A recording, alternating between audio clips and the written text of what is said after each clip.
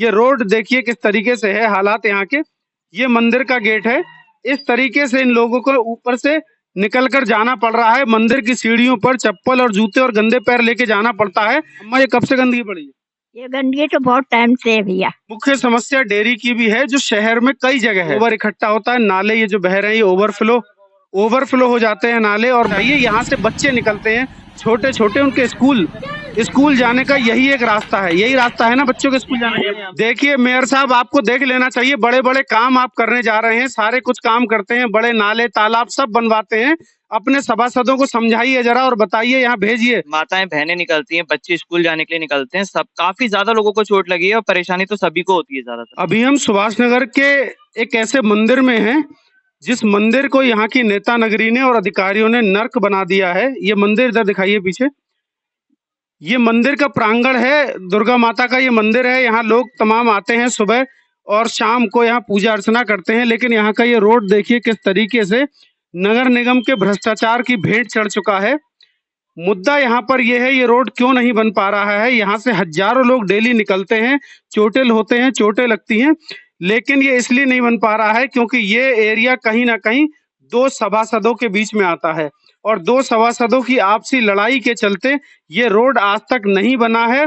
और अधिकारियों से ये लोग शिकायत कर करके परेशान हो चुके हैं, लेकिन एक सभासद दूसरे की तरफ टाल देता है और दूसरा सभासद दूसरे की तरफ टाल देता है, लेकिन भुगतना इन क्षेत्रवासियों को पड़ता है। यहाँ से लोग लगातार गिरते हैं, चोटिल होते हैं, चोट लगती रहती है।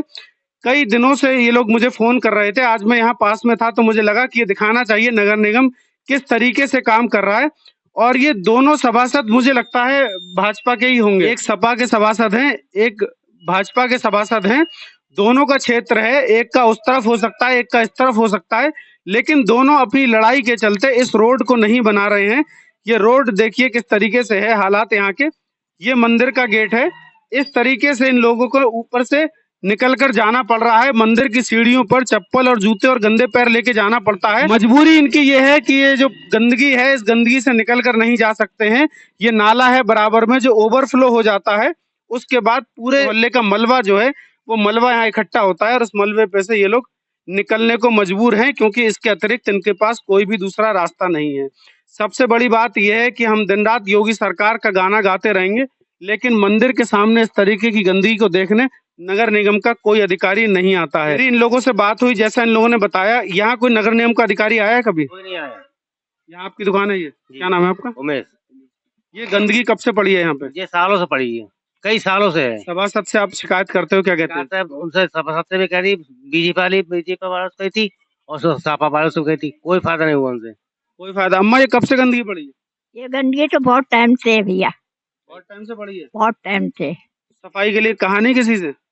कोई आता ही नहीं, कहो तो। ये कब से गंदगी है भैया? ये लगभग सालों से गंदगी पड़ हुई है और मैंने लिखित में जो नगर आयुक्त है उनको भी दी थी, लेकिन 20 दिन पहले लगभग दी थी, लेकिन अभी तक कोई कार्रवाई नहीं हुई। उन्होंने बोला था कि हो जाएगा, लगभग 20 दिन हो गए लेकिन कोई कार्रवाई नहीं। कई लोग इस बीच गिर गए, चोटें हो गई हैं, कई बच्चे जाते हैं स्कूल के, वो गिर गए। यहाँ पे काफी लोगों के चोट। सभासद जो है यहाँ पर, उनकी क्या लड़ाई है दोनों की आपस में? यहाँ अब लड़ाई क्या है, जब डालते हैं, जो यहाँ के एक सभासद हैं जो सपा के, उनके पास जाओ वो कहते हैं हमारा एरिया आधा आता है, दूसरों के पास जा कहते हैं, वो कहते हैं हमारा एरिया आधा आता है। जब वो वोट मांगने आते हैं तो कहते हैं हमारे पूरा आता है। तो जब आधा एरिया आता है तो इन लोगों को रोड को बीच से आधा एक को बना देना चाहिए, आधा एक को बना देना चाहिए, क्योंकि ये सब वोटर हैं। ये कहीं ना कहीं उन्हीं सभासदों के वोटर हैं, ये सब वोट देते हैं उन्हीं सभासदों को, और वही नगर निगम के सभासद इनके वोट से जीतते हैं। और जीतने के बाद इन लोगों को इस गंदगी का सामना करना पड़ता है, और उसके बाद ये कहते हैं कि रोड हमारे क्षेत्र में नहीं आता, दूसरा सभासद कहता है कि हमारे क्षेत्र में नहीं आता, क्योंकि दो सभासदों का ये खेल है आपस का। और कहीं ना कहीं अगर ये रोड बनाना चाहिए और बनाना इन्हें होता तो ये दोनों आपस में सहमति करके भी इस रोड को बना सकते थे। भाई साहब, गाड़ी लेके निकल रहे थे, इसी रोड से निकलना पड़ेगा आपको? सर, हमें इसी रोड से निकलना पड़ता है। हमारा घर है इधर पे, एक हमारा इधर पे घर है, इधर हमने किराएदार छोड़ रखे हैं क्योंकि ये बराबर में डेयरी है। ये जब से डेयरी यहाँ पर आई है, 2-2 3-3 डेयरी है, तो पूरा जितना गोबर है, 150-150 भैंसियाँ पाल रखी हैं गली में, उनका पूरा नाले में ही होता है। सबसे ज्यादा गंदगी तो डेयरियों से आती है। जब डेयरी आती है, गोबर फेंकता है तो ऑटोमेटिकली कूड़ा भी जितना है वो ब्लॉक हो जाता है। यहाँ पर ये जो बाढ़ आता है, ये 4 में आता है, वो बाढ़ है, वो बाढ़ 21 में आता है। तो इधर के सभासद को फोन करो तो वो बोलते हैं कि हमारा निकलवाने का काम है, उठवाने का काम उनका है। उनको फोन करो तो वो बोलते हैं हमारा जब वो निकलवा देंगे तब मैं उठवा देंगे। तो ये डेली का ये सालों साल से ये समस्या चली आ रही है, कभी इसका समाधान नहीं हो पा रहेगा। मुख्य समस्या डेयरी की भी है जो शहर में कई जगह है। शहर में कई जगह से हमारे पास फोन आते हैं जहाँ डेयरियों की समस्या है।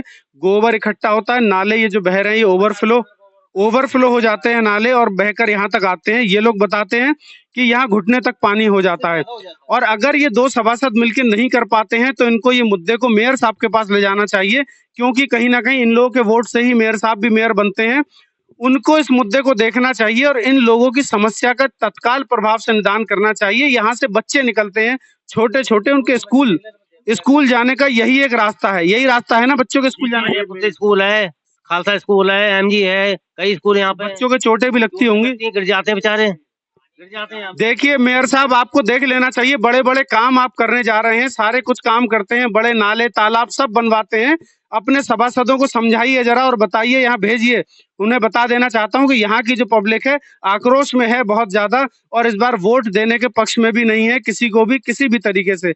उनका कहना है कि जब तक ये रोड सही नहीं होगा तब तक हम वोट नहीं करेंगे, और कोई भी स्थिति यहाँ पर लड़ाई झगड़े की बन सकती है सभासदों के साथ, क्योंकि जनता जब आक्रोशित होती है, परेशान होती है, उनके घर परिवार के लोग हैं जिनके चोट लग रही है। यहाँ पर ये सब परिवार के लोग होते हैं ना, आप लोग यहाँ सबके लोग जी, जिनके चोट लग रही है। माताएं बहनें निकलती हैं, बच्चे स्कूल जाने के लिए निकलते हैं, सब काफी ज्यादा लोगों को चोट लगी है और परेशानी तो सभी को होती है ज्यादातर।